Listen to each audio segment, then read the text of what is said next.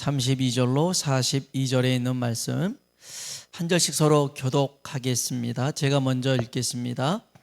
그들이 겟세마네라 하는 곳에 이름에 예수께서 제자들에게 이르시되 내가 기도할 동안에 너희는 여기 앉아 있으라 하시고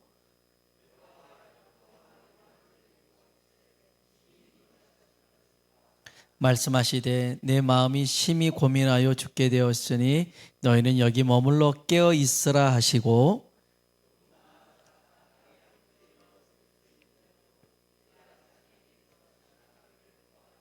이르시되 아빠 아버지여 아버지께는 모든 것이 가능하오니 이 잔을 내게서 옮기시옵소서.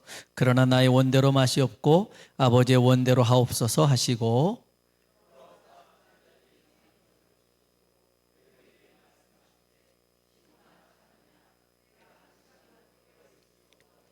시험에 들지 않게 깨어있어 기도하라. 마음에는 원이로되 육신이 약하도다 하시고 다시 오사 보신즉 그들이 자니 이는 그들의 눈이 심히 피곤함이라. 그들이 예수께 무엇으로 대답할 줄을 알지 못하더라.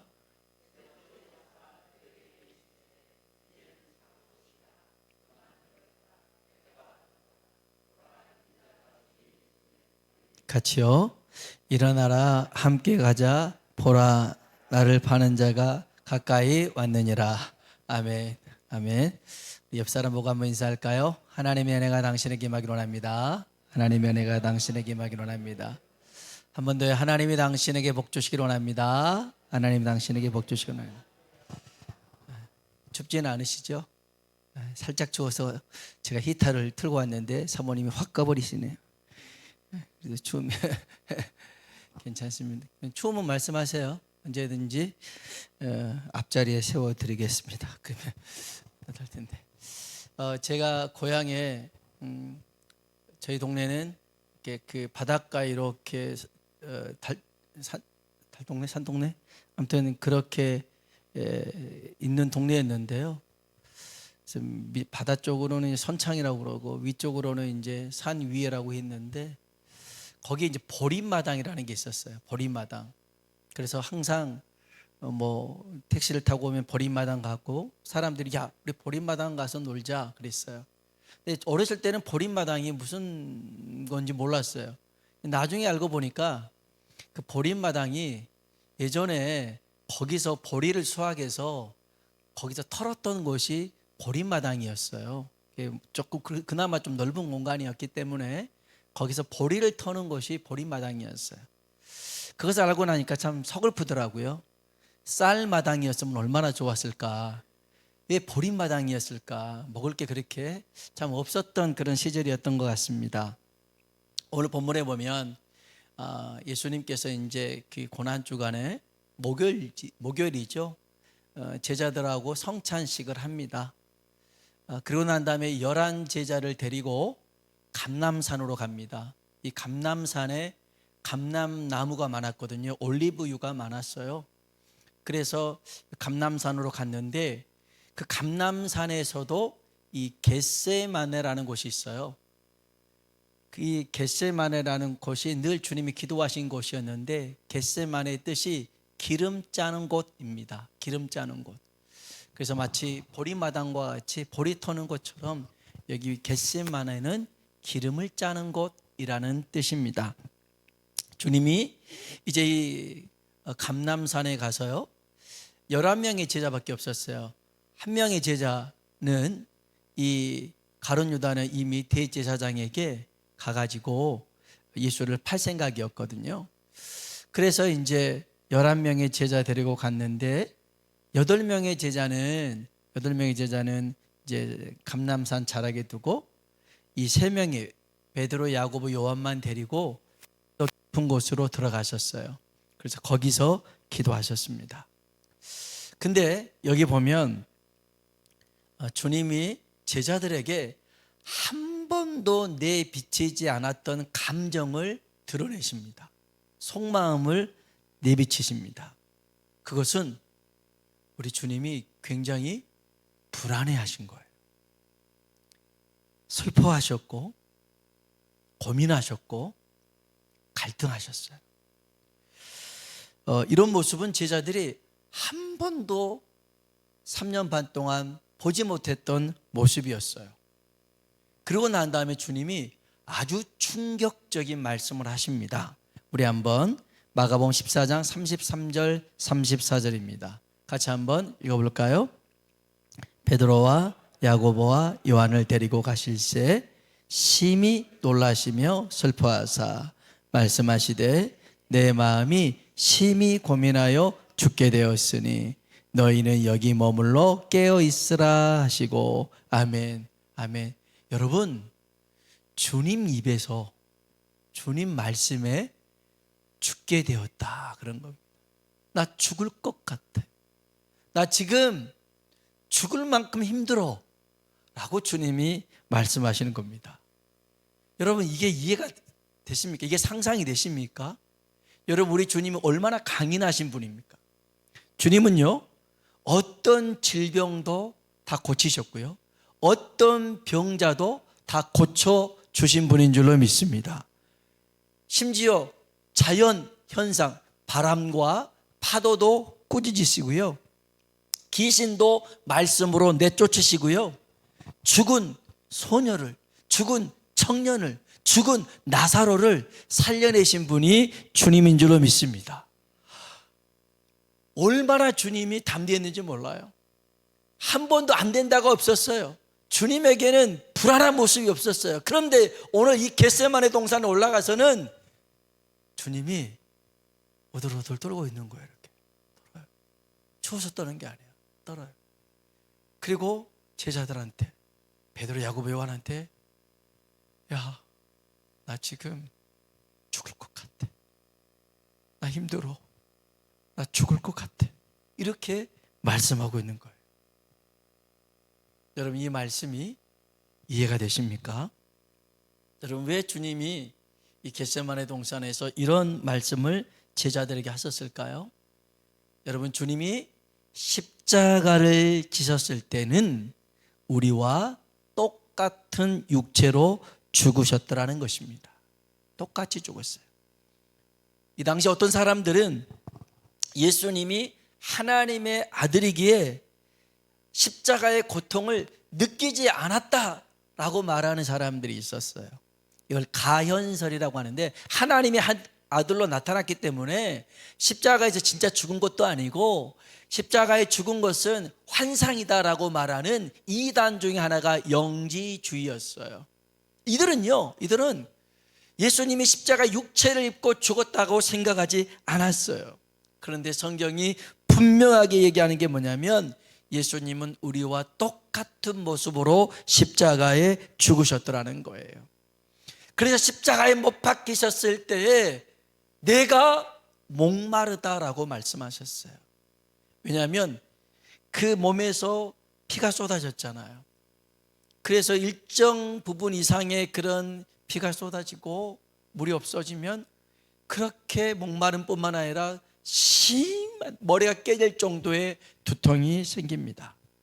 목마름만 느꼈을까요? 거기서 주님은 버려짐도 느끼셨습니다. 하나님으로부터 버림을 당하심을 느끼셨죠. 여러분, 주님은 우리와 똑같은 모습으로 십자가에 죽으셨다. 이것을 성경은 이렇게 증거합니다. 히브리서 2장 14절로 15절입니다. 읽어볼까요? 자녀들은 혈과 육에 속하였음에 그도 또한 같은 모양으로 혈과 육을 함께 지니심은 죽음을 통하여 죽음의 세력을 잡은 자 곧 마귀를 멸하시며 또 죽기를 무소함으로 한평생 매여 종노릇하는 모든 자들을 놓아주려 하심이니. 아멘. 아멘. 주님이 우리와 똑같은 혈과 육의 모습으로 오셔서 우리 대신 십자가의 죽으심으로 말미암아 마귀의 일을 멸하시고 마귀에게 매여있는 우리를 자유케 하시려고 십자가에 죽으셨더라는 것입니다. 우리와 똑같은 모습으로.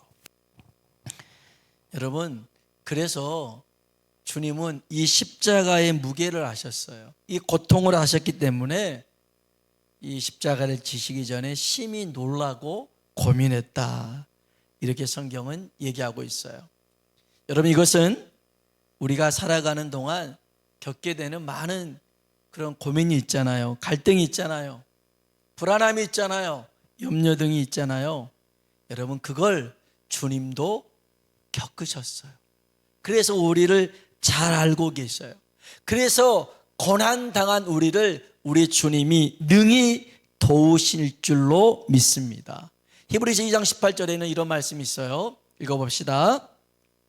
그가 시험을 받아 고난을 당하셨은즉 시험 받는 자들을 능히 도우실 수 있느니라. 아멘. 예수님이 시험을 받으셨기 때문에요, 우리가 뭐로 힘들어하고 아파하고 괴로워하는 것들 아시고 우리를 도와주실 줄로 믿습니다. 자, 그러면 주님은 왜 이 세 명의 제자 베드로, 야고보, 요한만, 이 세 사람에게만 속마음을 내비치셨을까? 나머지 8명에게도 하셨지만 안 했어요. 이 세 명에게만 했단 말이에요. 성경에 보니까 주님이 이 세 사람을 여러 차례 데리고 다녔어요. 해당장 야이로의 딸이 죽었을 때도 그 자리에 이 세 사람 데리고 가요. 변화산에 기도하러 올라가셨을 때도 베드로, 야고보, 요한만 데리고 올라가요. 그리고 이 겟세마네 그 기도하는데도 이 세 사람만 데리고 가요. 주님이 제자들을 차별하시는 것일까요? 아닙니다. 그렇지 않아요. 주님은 이 세 사람을 리더로 세우기 위해서 이 세 사람을 이렇게 따로 데리고 다니셨어요. 여러분, 주님이 생각하는 리더가 있어요. 어떤 사람이 리더냐? 어떤 사람이 지도자냐? 한번 따라 합시다. 기도하는 사람이다. 어떤 사람이라고요? 여러분, 기도하는 사람이 리더인 줄로 믿습니다. 다른 사람이 돈 많은 사람, 지혜 있는 사람, 능력 있는 사람이 아니라는 거예요. 실제로 이 베드로, 야고보, 요한 보니까 이들은 기도하는 사람이 되었어요. 오순절 마가의 다락방에도 베드로가 주도적으로 기도회를 인도해요. 베드로는 나중에 개인 기도 시간이 있었어요. 그래서 12시에도 우리 시간 낮 12시에도 기도하면서 환상을 보게 돼서 고넬료의 집에 가게 됩니다. 그런데 여러분, 기억해야 될 게 뭐냐면 이들이 처음부터 기도하는 사람이었느냐? 아니었더라는 거예요. 주님이 시험에 빠지지 않게 깨어 기도하라 했어도 자빠져 잤던 사람들이 요 사람들이었어요. 성경 한번 볼까요? 마가복음 14장 37절로 38절입니다. 읽어봅시다. 돌아오사 제자들이 자는 것을 보시고 베드로에게 말씀하시되 시몬아, 자느냐? 내가 1시간도 깨어 있을 수 없더냐? 시험에 들지 않게 깨어 있어 기도하라. 마음에는 온이로되 육신이 약하도다 하시고. 아멘. 시험에 들지 않게 깨어 뭐하라고요? 기도하라는 거예요. 그러면 이 말씀 조금 바꿔봐요. 우리가 시험에 드는 이유가 왜 그러겠어요? 깨어 기도하지 않기 때문에 그런 거예요. 하나님, 나는 왜 이렇게 시험이 많아요? 왜 나한테 태클 거는 사람이 이렇게 많아요? 왜 나를 이렇게 불편하게 하는 사람이 많아요? 뭐 하라는 뜻이에요? 기도하라는 뜻이에요. 오늘 답을 찾았잖아요. 그 인간을 좀 어떻게 해주세요가 아니라 우리 보고 뭐 하라는 거예요? 기도하라는 거예요. 시험에 들지 않게 깨어 기도하라. 근데 우리는 뭐라고 그래요? 마음은 온이죠. 근데 육신이 약해요. 기도 안 할 때 써먹으라고 주는 말씀이 아니에요. 기도 안 할 때. 여러분, 주님은 항상 우리에게 기도하라고 말씀하셨어요. 제자들도 처음에는 기도 못했어요. 근데 나중에 이렇게 하나님 은혜 가운데 있다가 성령의 역사를 경험하면서 기도의 중요성을 알게 되었어요. 기도의 의미를 알게 되었어요. 그래서 그들은 기도의 사람으로 바뀌게 되었어요. 사도행전 6장에 보면 이 예루살렘 교회가 좀 어려움을 겪을 법한 일을 만나요. 구제를 하다 보니까 히브리파 가부가 있고 헬라파 가부가 있는데 똑같이 이렇게 나눠줘야 되는데 사람이 하다 보니 이렇게 하나씩 줘야 되는데 어떤 사람은 잘 모르고 2개 줘버리고 어떤 사람은 안 줘버린 거죠.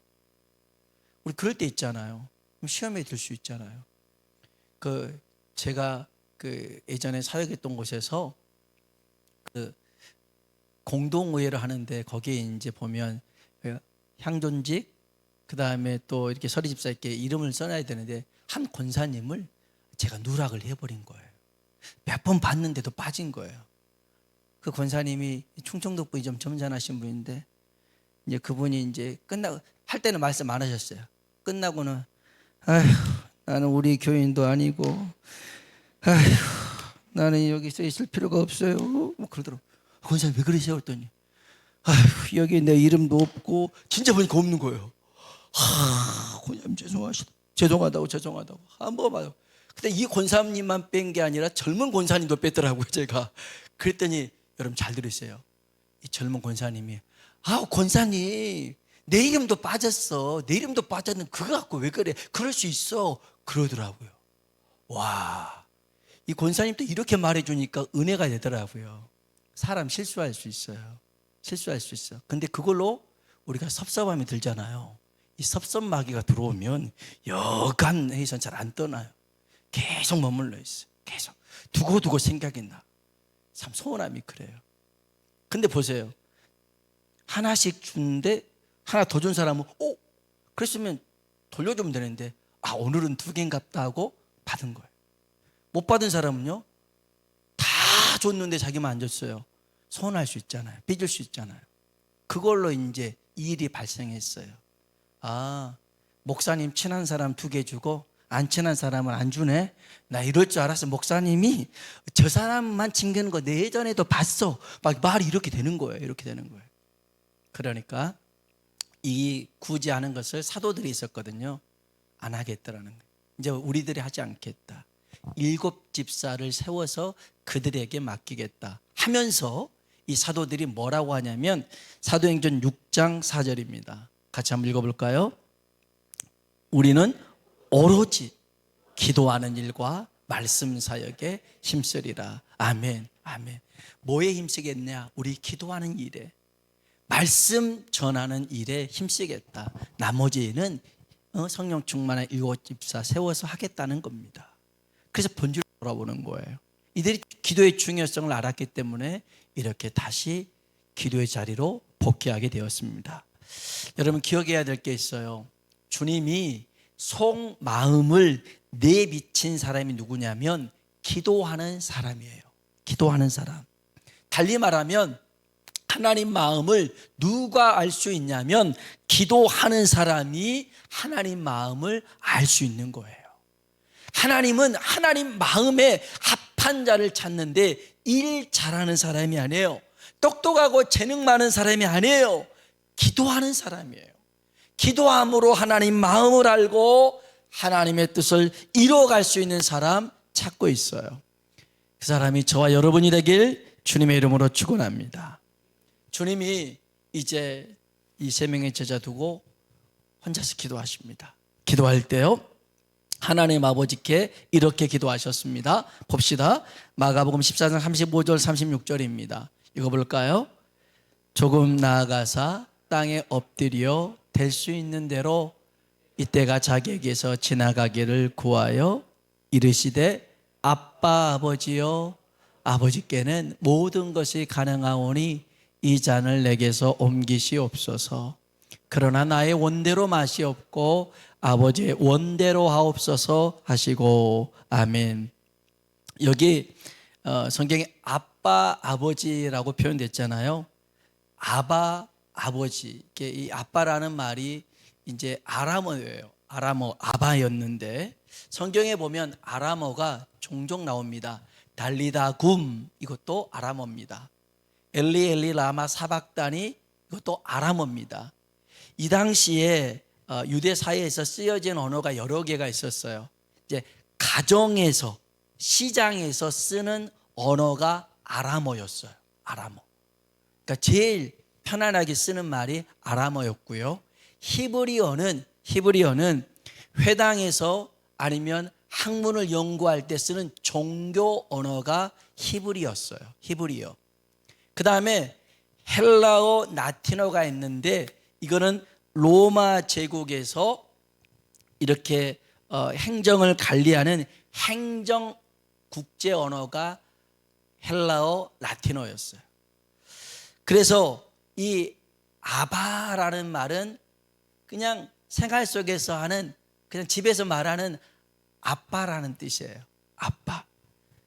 여러분, 유대인들은요, 이 당시에 유대인들은 하나님을 향해서 아바라고 하지 않았어요. 아빠라고 하지 않았어요. 부를 수가 없었어요. 왜냐하면 하나님은 지극히 크고 높으신 하나님인데 어떻게 아빠라고 부를 수 있냐 이거예요. 못 부르는 거예요. 구약 성경에 종종 하나님 아버지라고 나오는 표현도 있는데, 이때는 개인적으로 내가 아버지라고 부르는 게 아니라 이스라엘 전체 민족의 아버지라는 의미였지 개인적인 아버지가 아니었어요.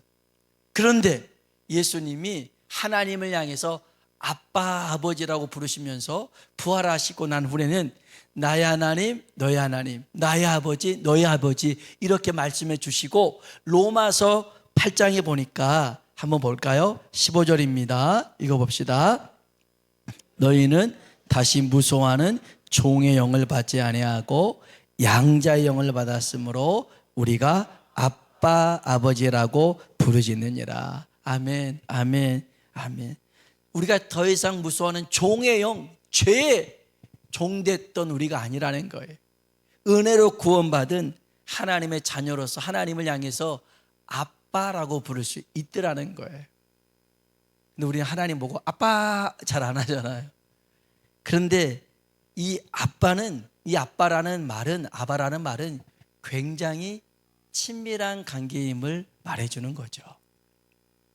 영락교회 한경직 목사님은 이렇게 이제 집회를 인도할 때나 예배를 인도할 때 기도하면서 항상 하신 말씀이 있었어요.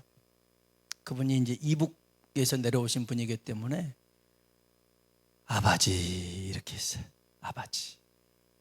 하나님 향해서 하나님 아버지 이러는데, 글쎄 놀랍게 이 목사님이 아버지 하면 성도들이 다 눈물을 훌쩍훌쩍 거렸다는 거예요. 마치 길을 잃었던 아이가 아빠를 발견하고 아빠 하는 것처럼 그런 마음들이 전달됐대요. 그래서 이 한 목사님 마지막 그 남한선상에서 이렇게 이제 돌아가실 때에도 아버지 하면서 돌아가셨다고 하네요. 얼마나 하나님과 그 친밀한 사귐 속에 살았는가를 말해주고 있는 것 같은데, 여러분, 예수님이 하나님을 향해서 아빠, 아버지 합니다. 조그만 아이들이 아빠 하는데 그 아빠가 그 애를 얼마나 이렇게 쳐다보겠어요. 그리고 그 아이가 원하는 거 뭐든지 다 해줄 수 있는 부모 아니겠어요. 아빠라는 말이 그냥 서운하고 속상했어도 아빠 왜 그래 하면 다 녹아지는 단어가 아빠 아니겠어요. 근데 예수님이 지금 하나님을 향해서 아빠, 아버지 할 수만 있으면 이 잔이 지나가게 해주세요 하는데, 하나님이 할 수 있잖아요. 근데 그걸 안 하시잖아요. 그러니 하나님 마음이 얼마나 힘들었겠어요. 얼마나 견딜 수 없었겠어요. 십자가에서 예수님 못 박히시며 절규하는 말이 있어요. 엘리 엘리 라마 사박다니, 나의 하나님, 나의 하나님, 어찌하여 나를 버리시나이까. 하나님 왜 날 버리십니까? 늘 하나님과 하나였던 주님이 그 시간만큼은 하나님과 분리가 되는 거였어요. 하나님이 그 시간을 차마 볼 수가 없었나 봐요. 12시부터 3시까지 갑자기 온 세상이 캄캄해집니다. 아마 하나님이 볼 수가 없어서 그랬던 것 같아요. 여러분, 주님은 하나님 마음을 잘 알았어요. 하나님도 주님 마음을 잘 알았어요. 그래서 주님이 하나님을 아빠, 아버지 부르면서 이 잔을 내게서 옮겨주세요 기도했지만, 이어서 나의 원대로 마시고 아버지의 원대로 되어지길 기도합니다. 그럽니다. 하나님 마음을 아니까. 아빠, 이거 좀 그냥 지나갔으면 좋겠어요. 근데 내 뜻대로 마시고 아버지 뜻대로 되길 원합니다. 그렇게 기도하신 거죠. 우리 한번 마지막으로 성경 볼까요? 마가복음 14장 36절입니다. 읽어봅시다. 이르시되 아빠 아버지여, 아버지께는 모든 것이 가능하오니 이 잔을 내게서 옮기시옵소서. 그러나 나의 원대로 마시옵고 아버지의 원대로 하옵소서 하시고. 아멘. 아멘. 아빠라고 부르면서도 내 뜻대로가 아니라 아버지 뜻대로 되길 원하는 그런 기도를 하고 계십니다. 오늘 이 겟세마네 기도는 이런 겁니다. 우리와 똑같은 육신을 입고 계신 연약한 주님이 그 염려와 불안과 갈등과 고민 속에서도 하나님 아버지께 내 뜻이 아닌 아버지의 뜻을 구하는 기도입니다. 이런 기도는 하나님과 깊은 사귐이 있기에, 교제가 있기에 깊은 신뢰 속에서 드려지는 기도였습니다. 오늘 이 밤 주님께 이렇게 깊은 기도로 나아갈 수 있는 이 시간 되길 주님의 이름으로 축원합니다. 같이 한번 찬양을 불러볼까요?